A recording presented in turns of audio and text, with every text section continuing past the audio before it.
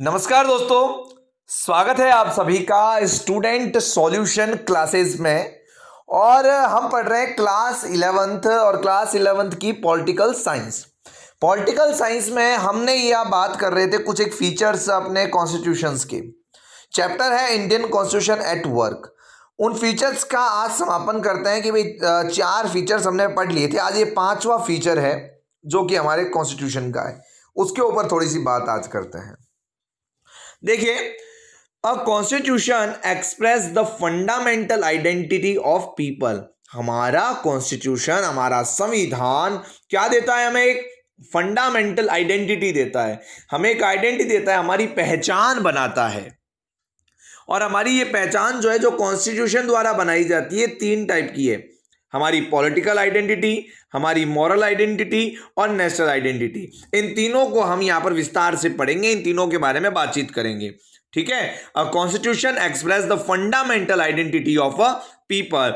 लोगों की fundamental identity 3 type की: political identity, moral identity and national identity. Okay, clear है सब कुछ? बहुत बढ़िया, आगे बढ़ते हैं। सबसे पहले बात करते हैं पॉलिटिकल आइडेंटिटी। पॉलिटिकल आइडेंटिटी क्या होती है? देखिए, मेरा संविधान मेरा अभिमान। जी हां, मेरा जो संविधान है वो मेरा अभिमान है। कारण क्यों? ऐसा सब कुछ क्यों है? क्योंकि this means the people as a collective entity, यानी कि लोग एक साथ, यानी सब कुछ, सब हम सब एक है, हमारी सबकी सत्ता है। कॉन्स्टिट्यूशन हमें क्या देता है कि यहां आप सबकी सत्ता है, आप लोग राज करें, है ना। तो a thing with a distinct and independent existence, it's mean through the basic constitution. हमें कॉन्स्टिट्यूशन क्या काम करता है जी? हमें हमें कॉन्स्टिट्यूशन ऐसा क्या देता है कि ये हम सबको एक कर देता है? ऐसा क्या है कॉन्स्टिट्यूशन में? तो भैया, कॉन्स्टिट्यूशन के अंदर कुछ एक नियम है, कुछ कानून हैं जो हम सबको क्या बनाते हैं? एक बना देते हैं। ये हमें क्या देता है? ये हमारी पॉलिटिकल आइडेंटिटी देते हैं, है ना। कि भाई हमें कॉन्स्टिट्यूशन में हमें एक लिमिट दे देता है कि भाई यहां से लेकर यहां तक आप ये काम कर सकते हो, ये काम नहीं कर सकते हो। तो हमें क्या मिल जाती है? लिमिट मिल जाती है। तो कुल मिला के ये क्या है हमारी, मतलब कुछ ऐसे बेसिक रूल्स। और ये बेसिक रूल्स कैसे रूल्स है जी? जिसे सोसाइटी ने खुद ने अपनाया है, यानी हमने अपनाया है, हमारे नियम है। तो ये जो हमारे नियम है, ये सब मिलकर जो हमने स्वयं ने बनाए हैं, it is by agreeing to the basic sets of norms about how one should be govern. कौन कौन राज करेगा, कौन सत्ता में आएगा और किस पर राज करेगा, ये सब हमारे क्या दिखाते हैं? कलेक्टिव आइडेंटिटी को शो करते हैं। ये सब हमारी कलेक्टिव आइडेंटिटी को क्या करते हैं बच्चों? शो करते हैं। ठीक है। कहने का मतलब क्या है? कहने का मतलब इतना सा ही है कि भैया, हम सब ने मिलकर क्या किए? कुछ बेसिक नॉर्म्स बनाए हैं, कुछ प्रिंसिपल्स बनाए हैं जो हम सब पर ही क्या होते हैं? लागू होते हैं। तो इस तरह हमें क्या मिल जाती है? एक पॉलिटिकल आइडेंटिटी मिल जाती है। समझ में आ गई आपको बात? पॉलिटिकल आइडेंटिटी हमें कैसे मिल गई। अगली आइडेंटिटी पर बात करते हैं। अगली आइडेंटिटी बहुत इंटरेस्टिंग है।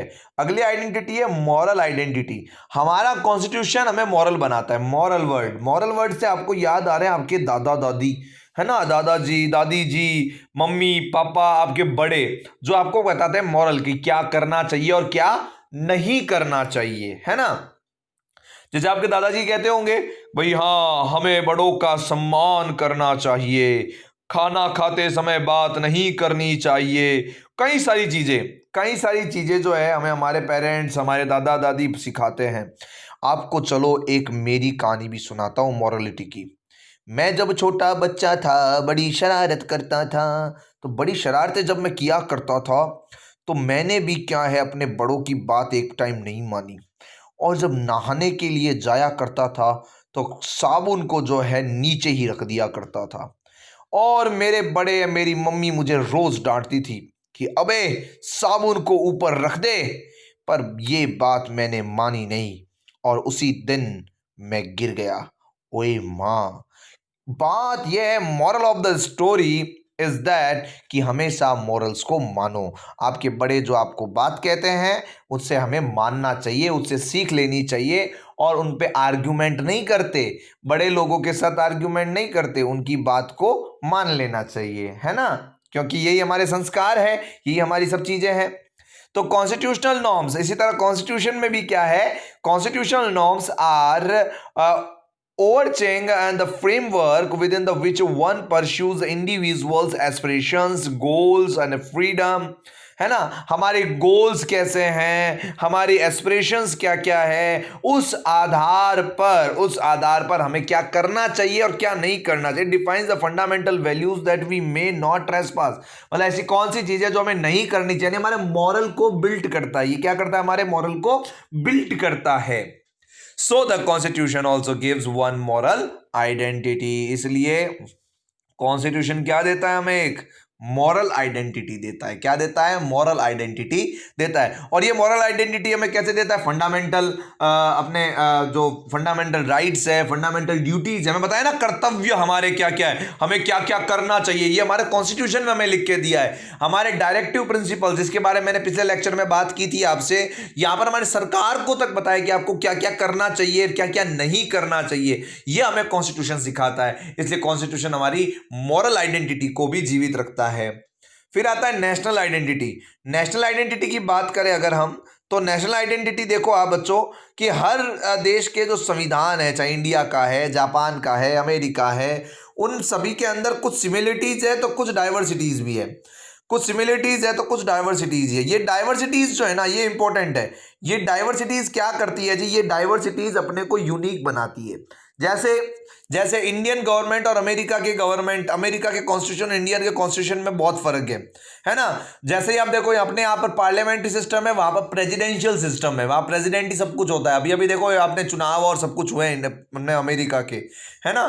तो इंडिया की जो कॉन्स्टिट्यूशन है वो हमें क्या सिखा रही है और अमेरिका का कॉन्स्टिट्यूशन हमें क्या दिखा, एक तरीके से हमें ये बता रहा है ना कि भैया इंडिया का संविधान है, ये तो इंडिया का कानून ऐसा होता है, अमेरिका का कानून वैसा होता है। यानी कि यहाँ अपनी एक बड़ी आइडेंटिटी और बन जाती है, वो है नेशनल आइडेंटिटी। यानी कॉन्स्टिट्यूशन से क्या बन गई, नेशनल आइडेंटिटी। हाँ, बाहर लोग क्या बात करेंगे कि भैया भारत में ऐसा होता है ना, भारत में ऐसा होता है, तो भारत में ऐसा होता है नहीं, भारत एक बड़ी आइडेंटिटी बनकर हमारे सामने आता है। तो इस तरह ये हमें क्या देता है, एक नेशनल आइडेंटिटी देता है। Constitution all over the world have the different regarding citizenship. Citizenship के आधार पर किसी के अंदर सिटीजनशिप देने की मान्यता अलग है, कहीं पर कुछ अलग है। सेंटर स्टेट रिलेशंस, कहीं पर सेंटर और स्टेट ज्यादा पावरफुल है, कहीं सेंटर ज्यादा पावरफुल है।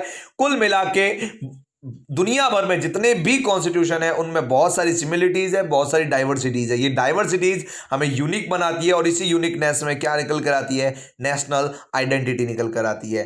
तो ये देखो आपने तीनों आइडेंटिटीज के बारे में बात की, पॉलिटिकल आइडेंटिटी, आपके moral identity and national identity. ये वीडियो अगर आपको अच्छा लगा है तो इसको लाइक जरूर करें और मुझे बताएं जरूर कि आपको क्या तीनों चीजें अच्छे से समझ में आ चुकी है। ये हमारा लेक्चर 4 था, इंडियन कॉन्स्टिट्यूशन एट वर्क। तो मैं आशा करता हूं कि आपको पूरा लेक्चर बहुत अच्छे से समझ में आया है और इसमें कोई भी डाउट हो, इस लेक्चर में कोई भी तरह का आपको डाउट हो तो आप मुझे ज़रूर करके बताएंगे।